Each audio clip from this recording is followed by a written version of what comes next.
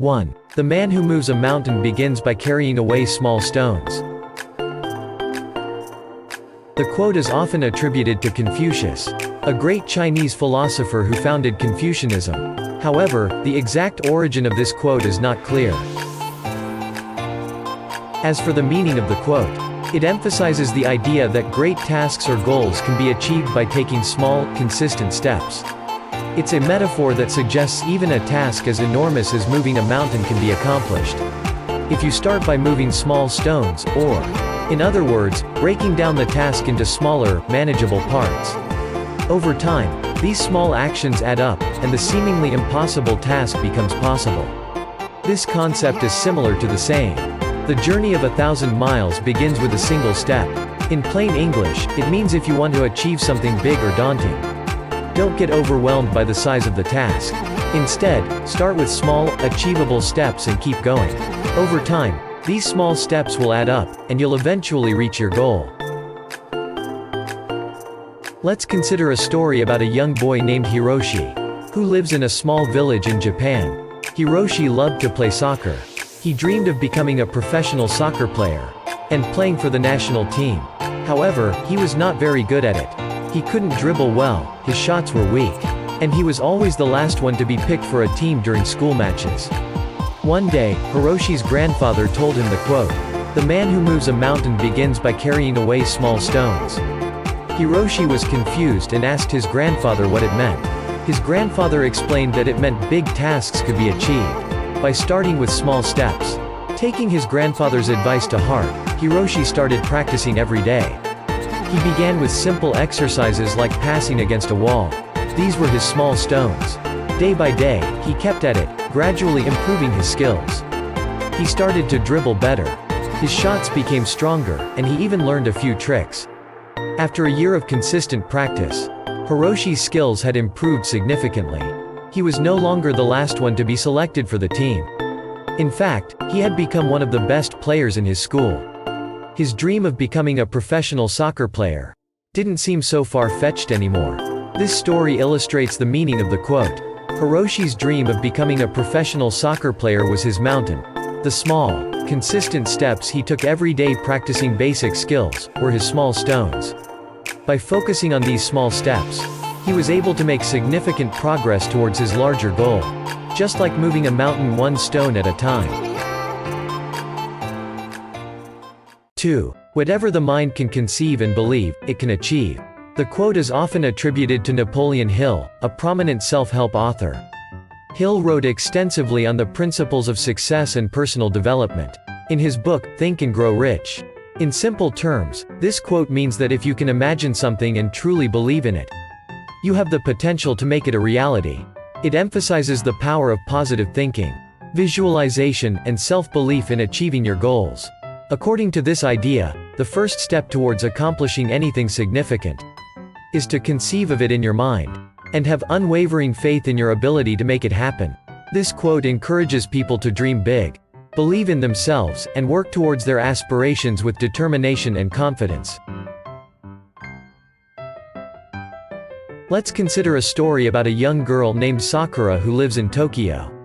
Sakura had always been fascinated by the stars and the vastness of the universe. She dreamed of becoming an astronaut and exploring space. However, many people in her school laughed at her dream, saying it was too ambitious and unrealistic. One day, Sakura came across the quote, "Whatever the mind can conceive and believe, it can achieve" by Napoleon Hill. Inspired by these words, she decided to truly believe in her dream and work towards it. She started studying harder in her science and math classes, her small stones.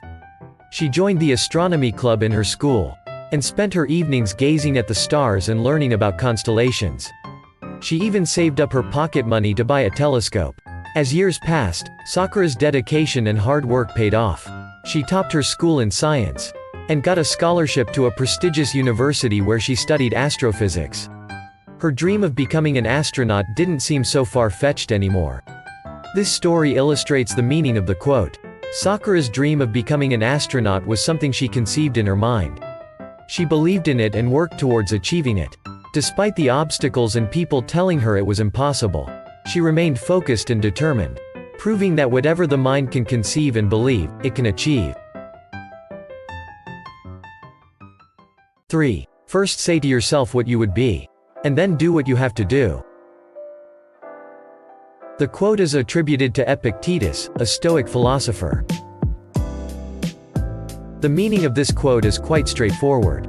It suggests that you should first clearly define your goals, or what you want to become. Say to yourself what you would be. Once you have a clear vision of your goal, you should then take the necessary actions to achieve it. Do what you have to do. In simpler terms, it means that you should first decide what you want to achieve or become. Then, you should work hard and do whatever it takes to reach that goal. For example, if you want to become a doctor, you should first clearly define this goal in your mind. Then, you should take the necessary steps, like studying hard, going to medical school, and gaining practical experience, to become a doctor. Let's imagine a young woman named Sarah, who dreams of becoming a successful author. She loves writing stories and has a passion for storytelling. However, Sarah feels unsure about how to turn her dream into a reality. One day, Sarah comes across the quote, "First say to yourself what you would be and then do what you have to do," by Epictetus. Intrigued by its message, she decides to apply it to her own situation. Sarah takes a moment to reflect on what she truly wants to be. A published author with her books on shelves around the world. She imagines herself holding her own book, receiving positive reviews, and inspiring readers with her stories. This clarity helps her understand her goal more clearly. With her vision in mind, Sarah begins to make a plan. She sets aside time each day to write, determined to improve her skills and work towards her dream. She also researches the publishing process and learns about the steps she needs to take to get her book out into the world. As Sarah continues to write and refine her stories, she faces challenges and doubts along the way. But whenever she feels discouraged, she reminds herself of her vision and the person she wants to become: a successful author. Eventually, after months of hard work and dedication, Sarah's perseverance pays off. She finishes her manuscript, submits it to publishers, and eventually signs a book deal. Sarah's debut novel is published, and readers everywhere fall in love with her storytelling. Through this journey, Sarah learns the importance of first defining her goals and aspirations before taking action. By envisioning herself as a successful author, and then doing what she needed to do, writing, learning, and persevering, she was able to turn her dream into reality. 4. Do you want to know who you are? Don't ask. Act. Action will delineate and define you. The quote is often attributed to Thomas Jefferson. However, there is no concrete evidence that he ever said or wrote this specific statement. Instead, it can be unequivocally attributed to Witold Gombrowicz, a Polish writer. In simple terms, this quote means that if you want to discover who you truly are and what you're capable of, you shouldn't spend all your time thinking and questioning. Instead, you should take action. By actively engaging in activities, pursuing your interests, and facing challenges head-on, you'll gain a clearer understanding of yourself and your abilities. Your actions and decisions will shape your identity and define who you are. Essentially, this quote encourages people to stop overthinking and start doing, as it's through action that we truly learn and grow. Let me share a simple story that illustrates the meaning behind the quote. Once upon a time in a quaint little village, there lived a young artist named Lily. She was passionate about painting and spent hours each day in her cozy attic studio, creating beautiful canvases. One sunny morning, as Lily sat in front of her easel, she felt a surge of doubt. Who am I as an artist? She wondered aloud. What defines me? Is it my choice of colors, my brush strokes, or the stories hidden within my paintings? Lily decided to seek answers. She climbed down from her attic, donned her worn-out sneakers, and set off on a journey. Her quest was simple: to discover her true artistic identity. Along the way, she met various characters who offered advice.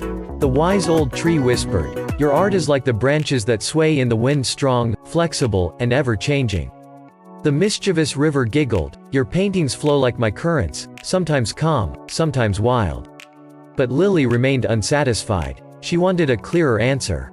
So, she continued her journey, determined to find a definitive truth. One day, she stumbled upon an abandoned art gallery. Dusty canvases lined the walls, forgotten by time. As Lily examined each painting, she noticed something remarkable. The brushstrokes, the color choices, the emotions, they all told stories. Stories of love, loss, joy, and longing. Inspiration struck. Lily picked up a brush and began to paint. She poured her heart onto the canvas, creating a masterpiece, a vibrant sunrise over the village, capturing hope and new beginnings. As she stepped back to admire her work, Lily realized something profound. Her actions defined her. Not the questions she asked, not the doubts that plagued her, but the strokes of her brush, the hours spent creating, and the stories she shared through her art. From that day on, Lily embraced her identity as an artist. She no longer questioned who she was. Instead, she let her actions speak. Her paintings adorned the gallery walls, touching hearts and igniting imaginations. And so, dear reader, remember Lily's lesson. Don't ask who you are. Act. Your deeds, your choices, and your creations will delineate and define you. Just like Lily's brushstrokes painted her identity, your actions will shape yours. And that, my friend, is the heart of the quote. Thanks for watching this video. If you liked this video, then please give it a thumbs up, subscribe, share it with your friends.